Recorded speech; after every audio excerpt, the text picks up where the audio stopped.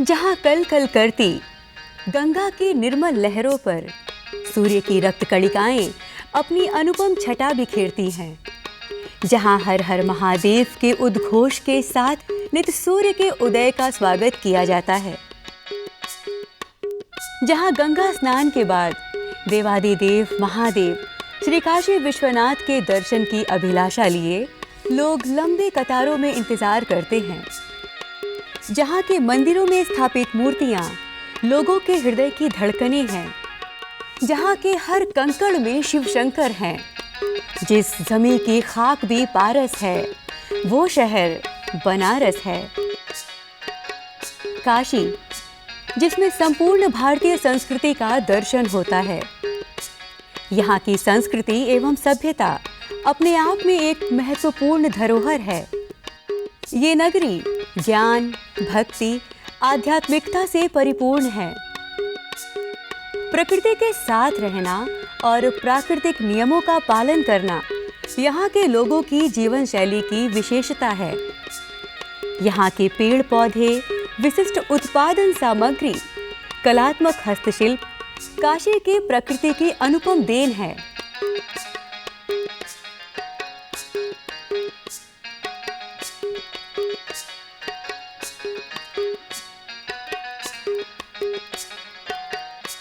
यह शहर कला और कलाकार की सृजन भूमि है। यहाँ के हस्तशिल्प भारतीय संस्कृति की विविधता और इतिहास को दर्शाते हैं। इन हस्तशिल्पों में मंगलकारी अवधारणाएं भी आपको देखने को मिलती हैं। काशी का हस्तशिल्प अपनी सुंदरता, कारीगरी और बारीकियों के लिए सदियों से विश्व प्रसिद्ध रहा है। ये हस्तशिल्प एक पीढ़ी से दूसरी पीढ़ी तक हस्तांतरित होती रही हैं। इन विविध कलाओं की विधियों में विविधता है। यहाँ की जरी जरदोजी, मीनाकारी, बनारसी साड़ियाँ, hand block printing, stone carving, इन हस्तशिल्पों का इतिहास बहुत प्राचीन है। इन्हीं में से एक है हैंड ब्लॉक प्रिंटिंग।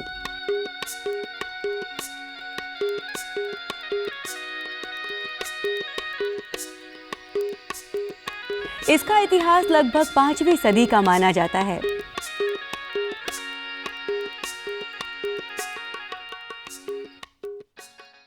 पूरे भारतवर्ष में जो है ब्लॉक प्रिंटिंग वो लोकल स्तर पे कपड़े को अलंकरण करने की टेक्निक के रूप में बहुत पॉपुलर माध्यम रही है। लेकिन कुछ धीरे धीरे इसमें से कुछ ब्लॉक प्रिंटिंग ने अपने डिज़ाइन, अपने कलर की वजह से विशेष पहचान बनाई। और अगर हम बनारस की बात करें तो बनारस में ऐसा कोई हमें साक्ष्य नहीं मिलता ये बताने के लिए कि इसके ओरिजिन कहाँ से हुआ। हाँ, लेकिन जो हमें एविडेंस मिलते हैं नेशनल लेवल के, वो हमें 5वीं शताब्दी से मिलते हैं, जो कि पत्थर के ऊपर कार्व किए हुए हैं, जो कि विक्टोरिया अल्बर्ट म्यूजियम में रखे हुए हैं। इसके अलावा हमें 12वीं शताब्दी से इसके प्रिंटेड कपड़े के रूप में साक्ष्य मिलने लगते हैं। और धीरे धीरे ये इससे पता चलता है कि ये जो कला है ये बहुत प्राचीन रही होगी और वस्त्र अलंकरण करने की सबसे सरल टेक्निक भी।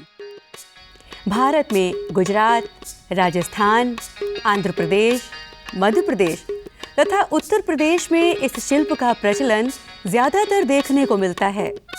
उत्तर प्रदेश के वाराणसी जिले में बतरडीहा, अलईपुर, नाटी इमली, मदनपुरा तथा शिवपुर के क्षेत्रों में हैंड ब्लॉक प्रिंटिंग का काम होता है। काशी के ये कलात्मक वस्त्र अपनी मनमोहक चमकीले लुभावने रंग तथा सुंदर अलंकरण के लिए जाने जाते हैं। लकड़ी के गुटके पर नक्काशी करके रंगों से कपड़ों पर हाथ से छपाई करने की ये कला रजवाड़ों और शाही परिवारों के लिए विशेष रूप से विकसित की गई थी। ये कला मुगल काल में परवान चढ़ी। समय के साथ यह हस्तशिल्प आम जनता में भी काफी लोकप्रिय हो गया। ये बहुत ही जटिल और बारीक कला है। इस हस्तशिल्प में विभिन्न डिजाइनों की साड़ियाँ, सूट, पुरुषों के शर्ट, कुर्ते के कपड़े तथा गृह सज्जा के कपड़े प्रिंट किए जाते हैं। इस प्रिंट के कपड़े महिलाओं को खूब भा रहे हैं।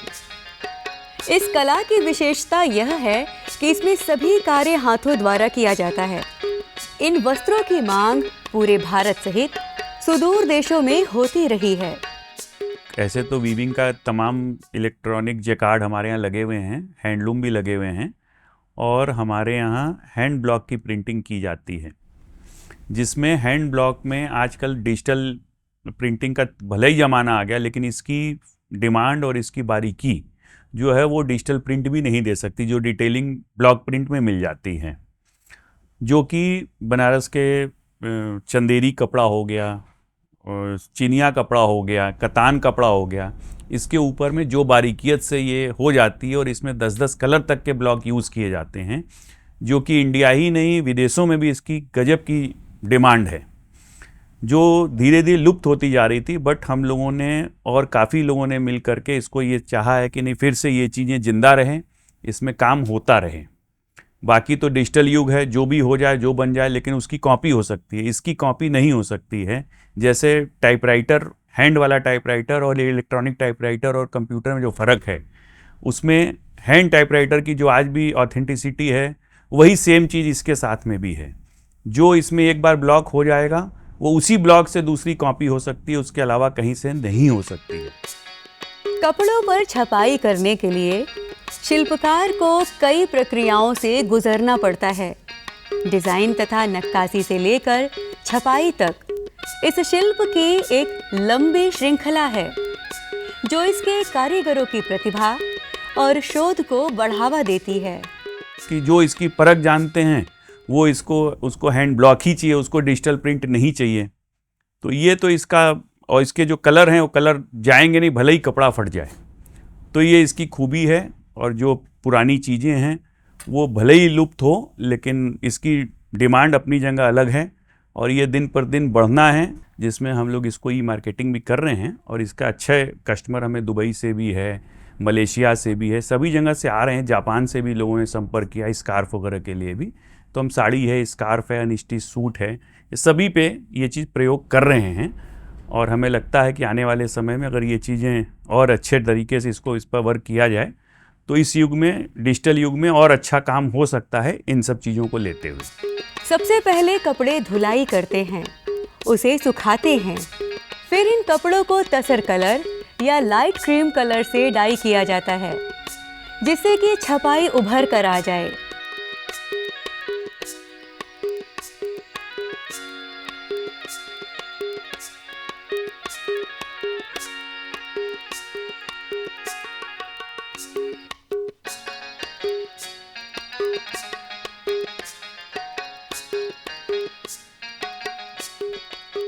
बनारस की ब्लॉक प्रिंटिंग की सबसे बड़ी खासियत है यहाँ के कारीगरों द्वारा बहुत ही महीन ब्लॉक बनाना। बहुत ही महीन कार्विंग किए हुए ब्लॉक यहाँ पे यूज़ किए जाते हैं डिज़ाइन के पर्पज़ से। और सिल्क की छपाई यहाँ की खासियत है। सिल्क की वैरायटी ऑफ फैब्रिक यहाँ पे कारीगर यूज़ करते हैं छपाई के लिए, और कलर की जो ब्राइटनेस है वो इसको अलग पहचान देती है। पेजली और इसके अलावा ट्री ऑफ लाइफ और इसके अलावा फ्लोरल पैटर्न, बूटा बूटी के डिज़ाइन यहाँ के खास अहमियत रखते हैं, अपनी अलग आइडेंटिटी रखते हैं। इसके अलावा आप अगर कपड़े की जो चमक है वो भी इसको अलग पहचान देती है। इसके अलावा एक लोकल स्तर की प्रिंटिंग, यहाँ पे बेसिकली दो तरीके की प्रिंटिंग है, एक लोकल स्तर की और एक इंडस्ट्रियल लेवल पे। तो इंडस्ट्रियल लेवल में जहाँ मटेरियल में थोड़ा सा अच्छा मटेरियल यूज़ करते हैं छपाई के लिए, सिल्क के लिए एसिड डाई का इस्तेमाल करते हैं। वहीं जो लोकल स्तर के कारीगर है वो नामावली तरह के, जो हमारे यहाँ टूरिस्ट आते हैं, जो कि गमछा और इसके अलावा स्टोल या फिर कुर्ता, ओम नमः शिवाय वाले कुर्ते, ये आप सब जानते होंगे कि जो विदेशी, न सिर्फ विदेशी बल्कि लोकल लोग इसको अपना सर ढकने के लिए, गर्मी से बचने के लिए या थोड़ा सा फैंसी दिखने के लिए इस तरीके के कपड़े पहनते हैं। तो ये लोकल मार्केट के लिए भी इसका एक स्कोप बनता है। तो इस तरह से दो स्तर की प्रिंटिंग जो है यहाँ पे पॉपुलर रही है। कास्ट शिल्पी डिजाइन को शीशम की लकड़ी के ब्लॉक पर रखकर शिल्पकार अपने सधे हाथों से एकाग्रचित होकर सरल उपकरणों की सहायता से नक्काशी करते हैं। एक छोटी सी चूक से एक पूरे ब्लॉक की डिजाइन खराब हो सकती है, इसीलिए नक्काशी का ये कार्य शिल्पकार एकांत में करना पसंद करते हैं, जो एक बहुत ही जटिल और बारीक कार्य है। इसमें खास तौर पर पारंपरिक भारतीय डिजाइन को बनाया जाता है। ये साड़ी प्रिंटिंग के ब्लॉक हैं, इनको हम ये प्लेन लकड़ी पर अपने टूल्स से बनाते हैं। हमको काम करते अच्छा लगता है, क्योंकि ये सन 1962 से इस काम को हमने शुरू किया था। कॉलेज छोड़कर हमने फाइन आर्ट का शुरू किया था। ना मशीन इसमें कोई यूज़ नहीं, तो ये आरी, छेनी, हथौड़ी एंड टूल्स। इन वस्त्रों पर प्रिंट करने के लिए प्राकृतिक रंगों के अतिरिक्त रासायनिक रंगों का भी इस्तेमाल किया जाता है। पानी, गोंद और रंग को मिलाकर जो रंग तैयार किया जाता है, उसे कपड़ों के किनारे के बॉर्डर पर स्पंज द्वारा डाई किया जाता है। कपड़ों पर छपाई के लिए रासायनिक पदार्थों में रंगों को खास तरीके से पकाया जाता है। कलर बनाने का जो प्रोसेस है हमारा, वो बबुल के गोंद से उसको पेस्ट बनाते हैं। फिर उसके बाद पाउडर मार्केट से जो लाते हैं, उसको केमिकल और यूरिया डाल के उसको पेस्ट बना कर उसको 5 से 10 मिनट तक पकाना होता है। पकाने के बाद फिर उसको थोड़ा ठंडा होने के बाद फिर वही पेस्ट थ्योरी के हिसाब से 1 किलो 2 किलो फिर उसमें हम लोग पेस्ट डालते हैं, और डालने के बाद सीधा प्रिंटिंग में आता है। उसमें हल्का सा एसिड और 1-2 केमिकल और है, उसमें डालने के बाद फिर आता है इधर प्रिंट के लिए। तैयार रंग को आवश्यकता अनुसार लकड़ी की चालित ट्रे में रैक्सीन का कपड़ा बिछाकर उसमें रखते हैं। ट्रे में रंग के ऊपर एक जालीनुमा छोटा कपड़ा रखते हैं, जिसे धावली कहा जाता है। इससे छपाई करने वाले गुटके से बराबर मात्रा में रंग उठता है और प्रिंटिंग अच्छी होती है। वास्तव में देखा जाए तो इस ब्लॉक प्रिंटिंग के प्रत्येक चरण में शिल्पियों का हुनर दिखाई देता है।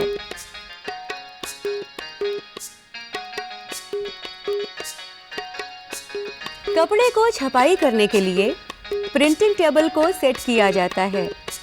इस प्रक्रिया को करने के बाद छपाई करने वाले कपड़े को फैलाकर उसे चारों ओर से टाइट करके पिन लगाया जाता है।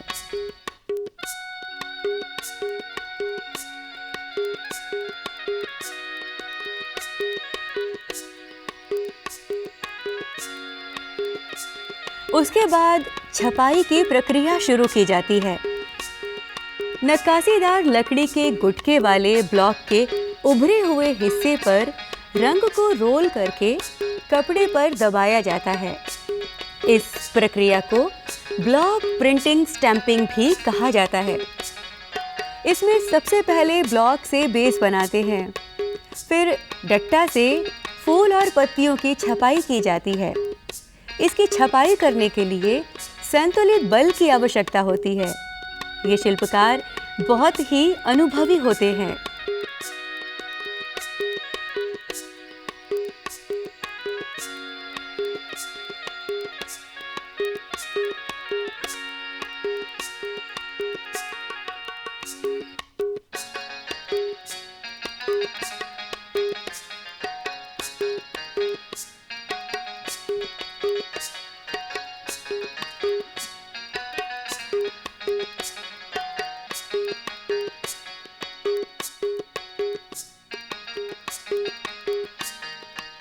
प्रिंटिंग की प्रक्रिया पूरी होने के बाद कपड़ों को धूप में सुखाया जाता है। फिर कपड़ों के रंगों को पक्का होने के लिए उसे 1 से 1.5 घंटे तक भाप दिया जाता है।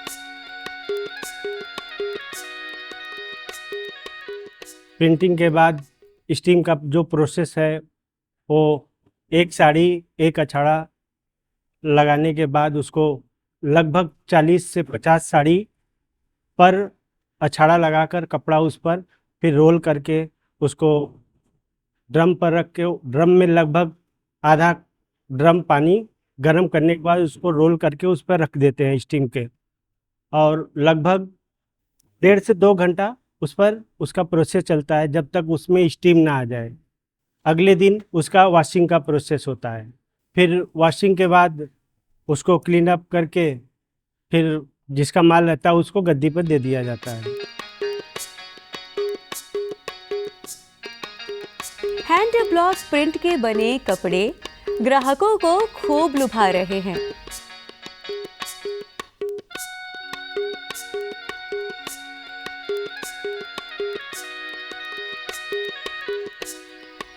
काशी के इस हस्तशिल्प से सैकड़ों लोग जुड़े हुए हैं। हजारों परिवार इस शिल्प पर निर्भर है, जिनके आजीविका का ये शिल्प महत्वपूर्ण स्रोत है। बनारस जो कि दुनिया का सबसे प्राचीन शहर है, इसी विरासत से जुड़ी हुई बनारस की हैंड ब्लॉक प्रिंट है। और बनारस में हैंड ब्लॉक प्रिंट का लगभग 600 से 700 वर्ष पुराना इतिहास रहा है। और यहाँ पे प्रिंटिंग की विशेषता ये ब्लॉक प्रिंटिंग की है कि सिल्क के ऊपर में यहाँ पे ब्लॉक प्रिंट किए जाते हैं और 6 से 8 कलर के यहाँ पे प्रिंट एक ही प्रोडक्ट के ऊपर होते हैं। साड़ियों के पल्लू के ऊपर में पूरे राधा कृष्ण की रासलीला को या होली के पूरे दृश्य को भी यहाँ पे या शादी के पूरे दृश्य को भी ब्लॉक प्रिंटिंग के माध्यम से उकेर दिया जाता है। बड़ी सजीव प्रिंटिंग है और बड़ी खूबसूरत रंग बिरंगी प्रिंटिंग है, तो ये बड़ी मशहूर है। और स्कार्फ, स्टोल, दुपट्टे, साड़ियाँ, सलवार सूट, ड्रेस मटेरियल, ये सारे प्रोडक्ट यहाँ से बन करके भारत नहीं बल्कि दुनिया के अलग अलग भागों में बहुत लंबे समय से जाते रहे हैं।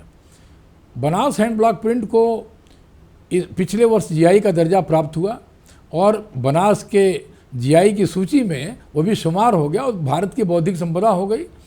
अभी आर्टिजन्स बड़े खुश हैं उसको लेकर के। और बनारस में आज की तारीख में लगभग 250 से 300 लोग हैंड ब्लॉक प्रिंट के काम में लगे हुए हैं। किसी समय में ये प्राचीन कला में काफ़ी बड़ी संख्या में लोग काम करते थे, बीच में काफ़ी गिरावट आई, लेकिन जीआई मिलने के बाद से वापस कारीगर लौट रहे हैं। और मार्केटिंग के लिए भारत सरकार ने कुछ बड़े प्लेटफॉर्म भी प्रोवाइड किए हैं। माननीय प्रधानमंत्री जी जब कहते हैं आत्मनिर्भर भारत, लोकल से ग्लोबल, तो जीआई अब लोकल से ग्लोबल हो रहा है अपने टैग के साथ में, बनारस हैंड ब्लॉक प्रिंट के साथ में। ONDC का प्लेटफॉर्म, जैम पोर्टल का प्लेटफॉर्म और ढेर सारे और भी जो दूसरे इलेक्ट्रॉनिक मीडिया, सोशल मीडिया, ई मार्केटिंग के जो चैनल हैं, तो जो नए लड़के पढ़े लिख करके आ रहे हैं वो ई मार्केटिंग प्लेटफॉर्म को ऑप्ट कर रहे हैं। और सरकार ने जो सुविधा प्रोवाइड कर दिया ई मार्केटिंग की, उससे उनको बहुत सहूलियत मिल रही है और नए प्रोडक्ट डाइवर्सिफिकेशन हो रहा है, नए प्रोडक्ट बन रहे हैं। काशी में इस कला को जीआई टैग मिलने से इसके हस्तशिल्पियों में खुशी की लहर देखी जा सकती है, तो वहीं इसके विकास को गति भी मिली है। हम लोग बनारस हैंड ब्लॉक प्रिंट पे काम करते हैं।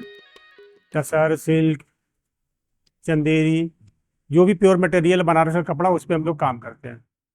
हैंड ब्लॉक प्रिंट का वुडन ब्लॉक से हम लोग कपड़े पे प्रिंट करते हैं।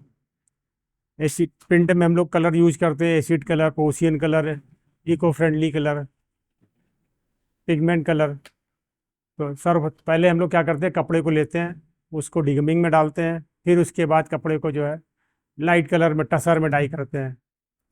उसके बाद फिर उस पर प्रिंट करते हैं। एक कलर से शुरू करते हैं, 2, 3, 4, 5 कलर तक की हम लोग की प्रिंटिंग होती है। उसमें कुछ हैंड वर्क भी करते हैं कपड़े पे। प्रिंटिंग ब्लॉक प्रिंट हो गया, उसके बाद पाइपिंग पट्टा जो होता है वो सब हाथ से करते हैं। और ये बनारस की कम से कम ये मेरी दूसरी पीढ़ी है, सेकंड जनरेशन चल रही है ये इस काम में। और हम लोग को इसमें 2018 में जीआई मिला। जीआई मिलने से हम लोग को बहुत ही फ़ायदा हुआ। पहले हम लोग कुएं के मेढक की तरह से सिर्फ बनारस ही जानते थे, बनारस से बाहर कुछ नहीं जानते थे। और जीआई मिलने से ये हुआ कि अब हम लोग इंटरनेशनल फेयर में जाते हैं, इंटरनेशनल ट्रेड फेयर, सूरजकुंड जैसा मेला, जीआई मेले में करीब करीब 5-6 स्टेट हिंदुस्तान के 5-6 स्टेट में अब तक हम लोग हुआ है। वहाँ जाने से ये होता है कि हम लोग को अपनी कलाकृति दिखाने का मौका मिलता है, प्लस दूसरों का भी देखने का मौका मिलता है कि और लोग इस काम को कैसे कर रहे हैं। और जीआई से ये फ़ायदा हुआ कि हम लोग को ट्रेड फेयर में या जहाँ भी जीआई क्राफ्ट का मेला लगता है उसमें गवर्नमेंट निःशुल्क भेजती है। जाने आने का पूरा फेयर फ्री मिलता है, होटल में रहने का इवन यहाँ तक कि अगर ट्रेड फेयर में जाते हैं तो वहाँ से होटल से ट्रेड फेयर तक जाने के लिए बसें लगी होती हैं। वो बस हम लोग को होटल से ट्रेड फेयर छोड़ती है, ट्रेड फेयर से फिर वापस होटल तक ले आती है। मतलब हम लोग का वहाँ 100 रुपये भी नहीं खर्च होता है। ये हस्तशिल्प केवल एक कला नहीं है, बल्कि एक समृद्ध समाज के नींव का व्यवस्थापक भी है।